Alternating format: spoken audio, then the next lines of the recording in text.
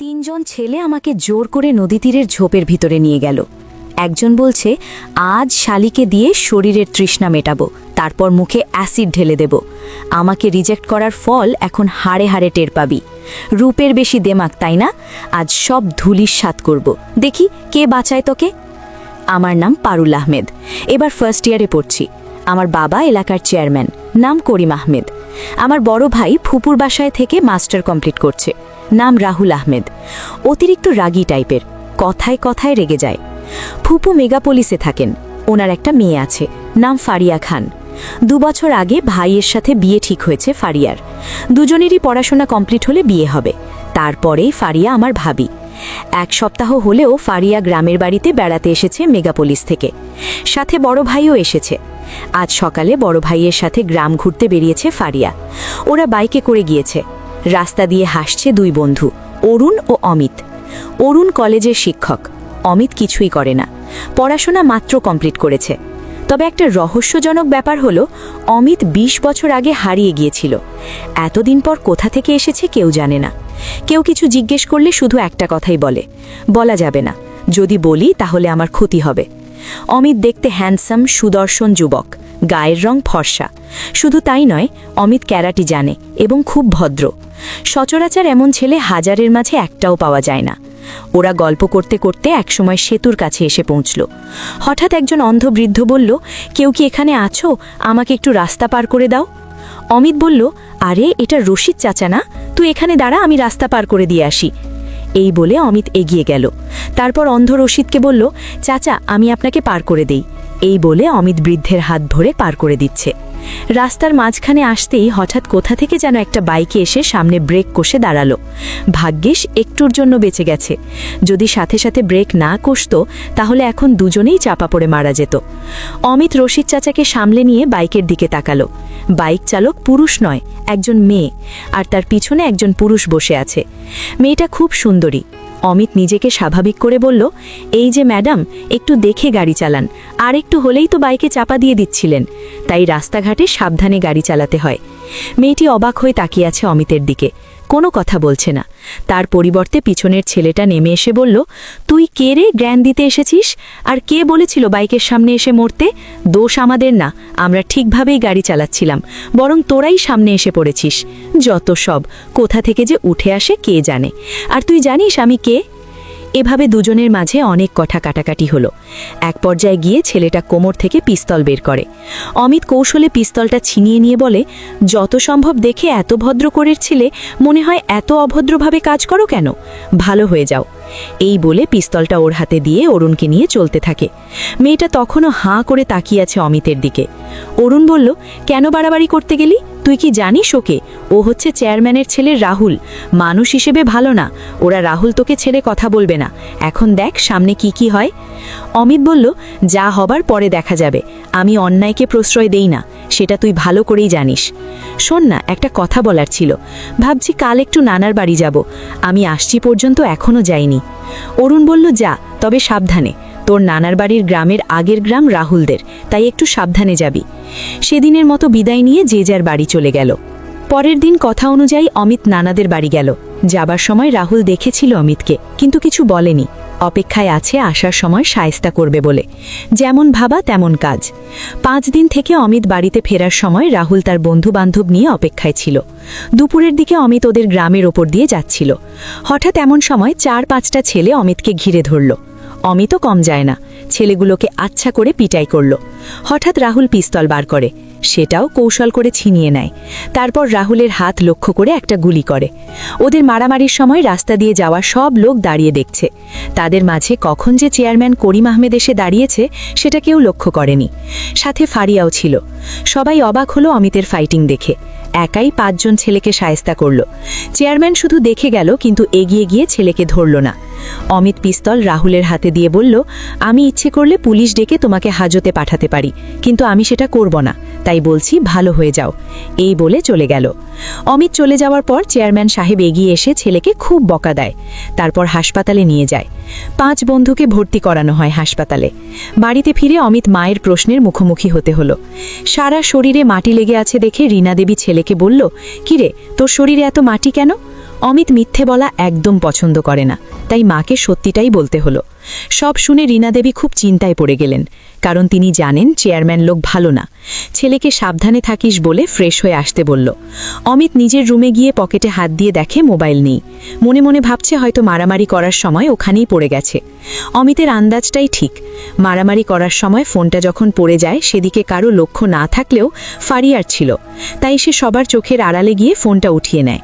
এদিকে অমিত ফ্রেশ হয়ে খাবার শেষ করে অরুণদের বাড়ি গেল। দেখে অরুণ বারান্দায় বসে আছে। অমিতকে আসতে দেখে অরুণ এগিয়ে এসে হাত বাড়িয়ে বলল, কেমন আছিস, কখন এলি? অমিত অরুণের হাত ধরে বলল, ভালো, একটু আগে এসেছি। তা তুই কেমন আছিস? অরুণ বলল, ভালো। আসতে কোনো সমস্যা হয়নি তো?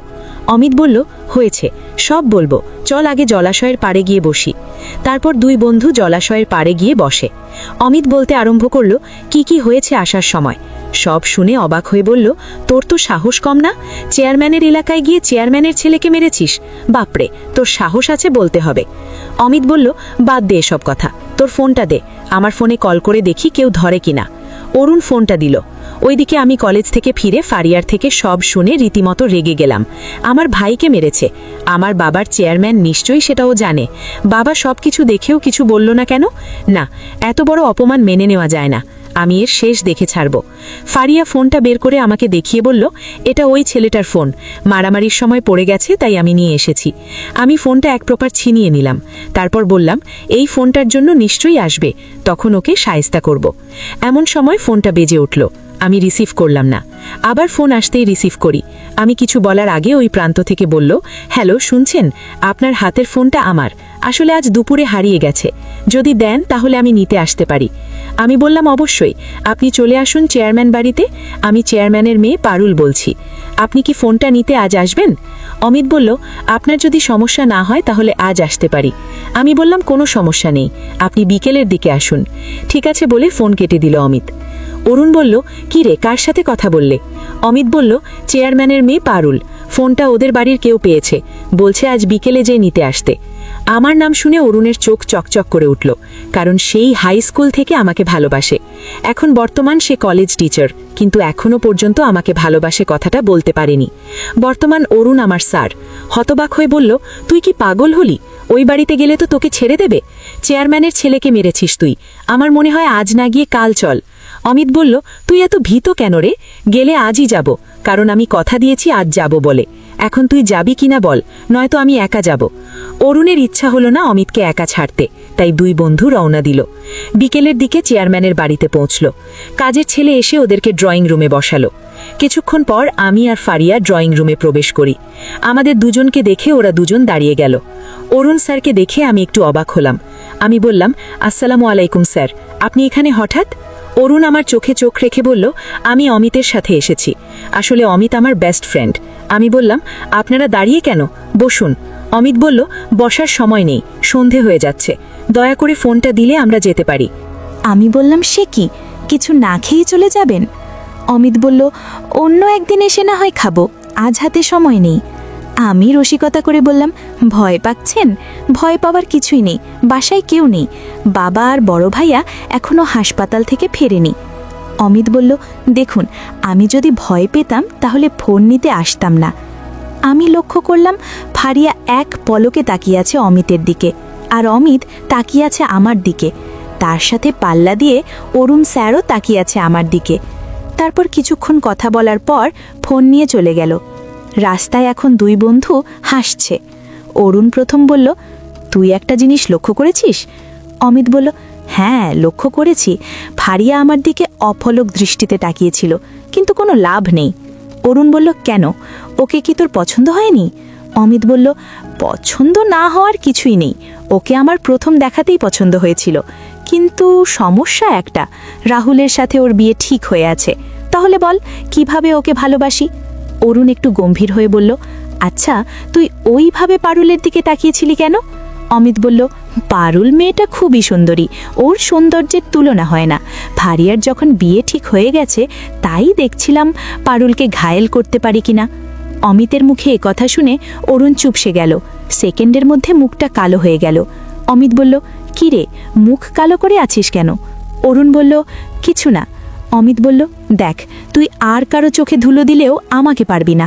আমি দেখেছি তুই পারুলের দিকে রোমান্টিক দৃষ্টিতে তাকিয়েছিলি। আমার মনে হয় তুই পারুলকে ভালোবাসিস। অরুণ বলল, তুই কি করে বুঝলি? অমিত বলল, বুঝি সব বুঝি, ডুবে ডুবে পানি খাচ্ছিস। এখন এটা বল, আমাকে পারুল কি জানে তুই ওকে ভালোবাসিস? অরুণ একটা দীর্ঘশ্বাস ফেলে বলল, হাই স্কুল থেকে ওকে ভালোবেসে এসেছি, কিন্তু বলতে পারিনি, ভয় হয়। ও একটু অন্য রকম, প্রেম ভালোবাসা এগুলো বিশ্বাস করে না, তাই বলতেও ভয় হয়। অমিত বলল, মনের মাঝে ভালোবাসা রেখে দিলে সেটা কখনোই বাস্তবে রূপান্তরিত হবে না, ভালোবাসা মুখ ফুটে বলা যায়। এদিকে আমি ফারিয়াকে বললাম, একটা কথা বলতো, আমি দেখলাম তুই এক দৃষ্টিতে অমিতের দিকে তাকিয়েছিলি, ব্যাপারটা কি বলতো?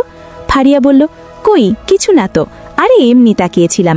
তবে একটা জিনিস লক্ষ্য করলাম, তোর টিচার সে তো তোকে রোম্যান্টিক দৃষ্টিতে দেখছিল, মনে হয় তোকে অনেক ভালোবাসে। আমি বললাম, জানি, তবে আমি বিশ্বাস করি না, এসব প্রেম ভালোবাসা আমার বিশ্বাস হয় না, তাই এগুলো থেকে দূরে থাকতে চাই। এভাবে দিন যেতে থাকে। একদিন আমি কলেজ থেকে বাড়ি ফিরছিলাম। কলেজ থেকে একটু দূরে অনেকটা জায়গা জুড়ে নদীর তীরের ঝোপ, আমাকে ওই দিক দিয়ে যেতে হয়। জায়গাটা একটু নির্জন। সেদিন 3 জন বখাটে ছেলে বাইক নিয়ে দাঁড়িয়ে আছে। আমাকে দেখে আগলে দাঁড়িয়ে বলল, হ্যালো সুন্দরী, কলেজ থেকে ঘরে ফেরা হচ্ছে বুঝি? তা তুমি কার মেয়ে গো? তোমার নাম কি? যদি একটু বলো তাহলে পরাণটা জুড়ায়। আমি বললাম, আমি চেয়ারম্যানের মেয়ে। এই বলে আমি পাশ কাটিয়ে চলে গেলাম। 3 জনের মধ্যে একজন এমএলএর ছেলে, নাম ফারুক। সে বলল, মালটা কি খুব পছন্দ হইছে রে, এরে আমার বউ বানাইতে চাই। এই বলে বাড়ি ফিরে বাবাকে বলল, আমি চেয়ারম্যানের মেয়েকে বিয়ে করতে চাই, ওকে আমার খুব পছন্দ হয়েছে। সালমান ছেলেকে খুব ভালোবাসেন, কোনো আবদার কখনো অপূরণ রাখেনি। ছেলে বিয়ে করবে এটা তো খুব ভালো কথা, তাই ঘটককে ডেকে বললেন, ছেলের বিয়ের প্রস্তাব নিয়ে চেয়ারম্যানের বাড়ি যাও, ওনার মেয়েকে আমার ছেলের খুব পছন্দ হয়েছে। ঘটক আর দেরি করল না, সেদিন সন্ধ্যায় বাবার কাছে এলেন আমার বিয়ের প্রস্তাব নিয়ে। ঘটকের মুখে এমএলএর ছেলের কথা শুনে বাবা মনে মনে ভাবতে লাগলো, কারণ ফারুক ছেলে হিসেবে ভালো না, খুব বাজে একটা ছেলে, দেখতে কালো, চেহারাটাও এত সুন্দর না, দেখলেই বুঝিয়ে আসে। বাবা বলল, দেখুন মেয়ে এখন বড় হয়েছে, তার মতামতের প্রয়োজন আছে, আপনি না হয় কাল আসুন, তারপরে জানাচ্ছি। বাবার কথা শুনে ঘটক চলে গেল। তার পরের দিন সে আবার এলো। বাবা বললেন, মেয়ের সাথে কথা বলেছি, সে এখন বিয়ে করতে চায় না, পড়াশোনা শেষ করে তারপর বিয়ে করবে।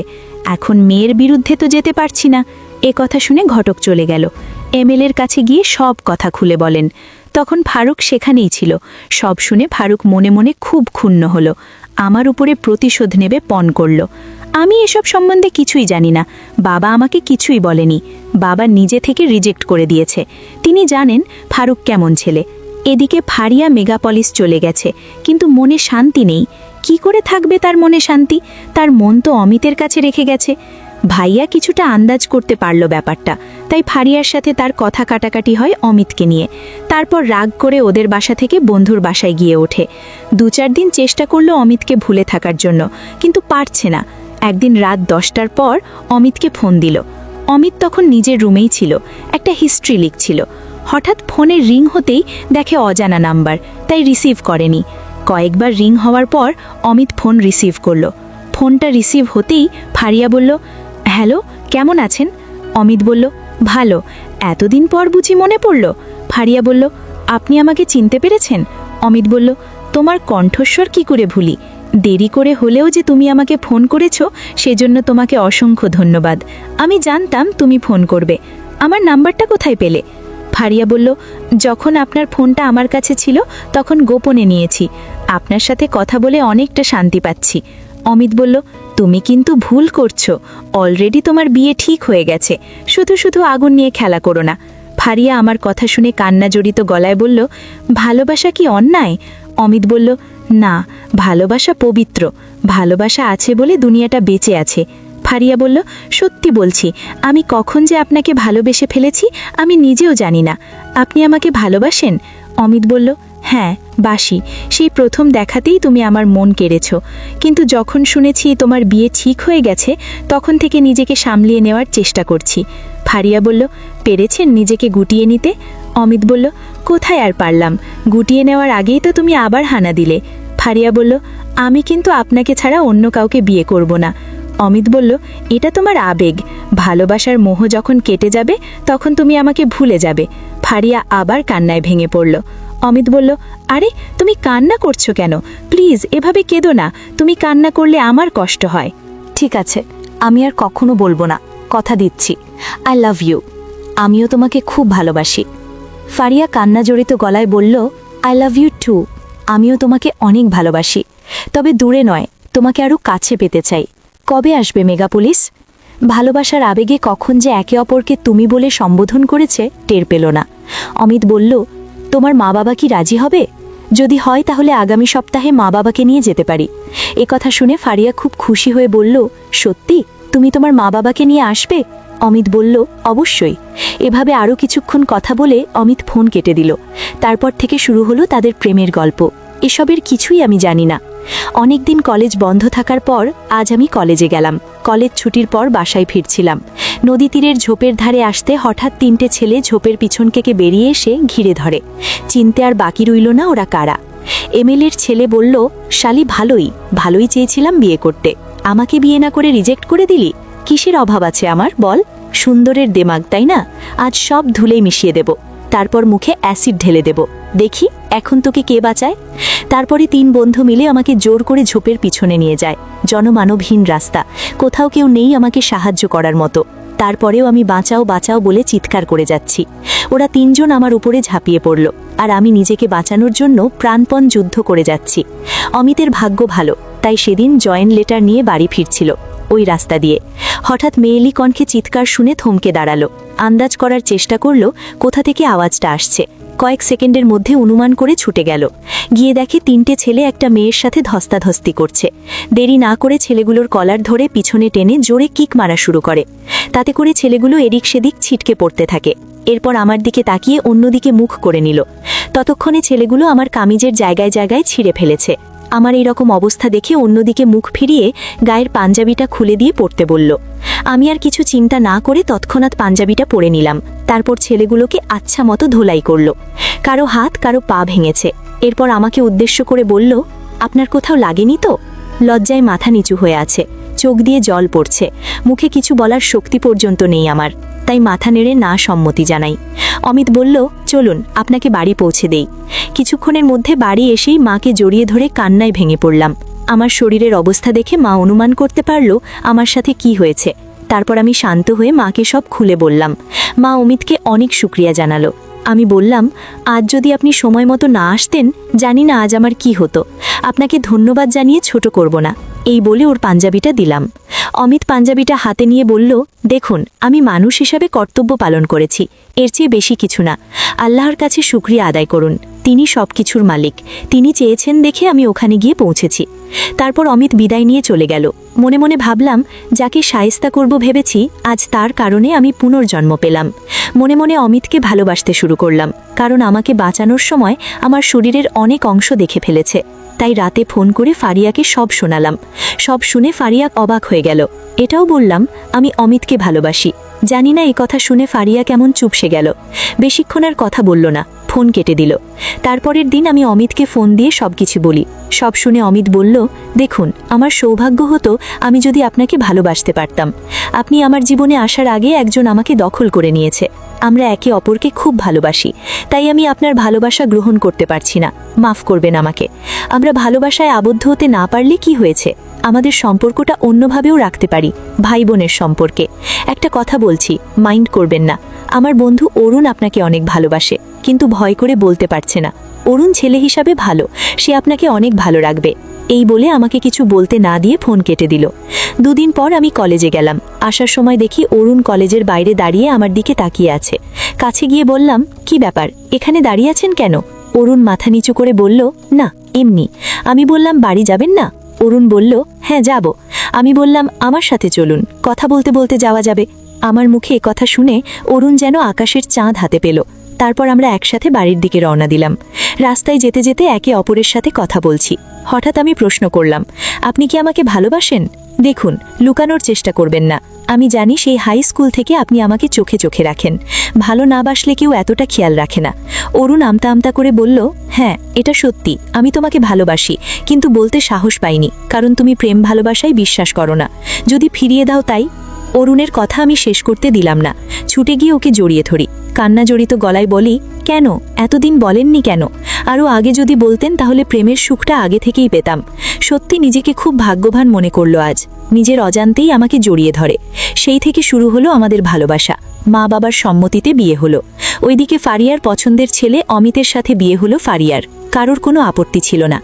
ভাইয়া পড়াশোনা কমপ্লিট করে বাহিরে চলে গেল। তারপর আমরা সুখে শান্তিতে সংসার করতে থাকি।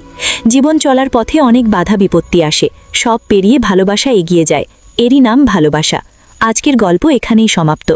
যদি ভালো লাগে তাহলে লাইক, কমেন্ট এবং সাবস্ক্রাইব করবেন। প্লিজ প্লিজ প্লিজ বন্ধুদের সাথে বেশি বেশি করে শেয়ার করবেন। আর লাইক করতে ভুলবেন না যেন। আল্লাহ হাফেজ।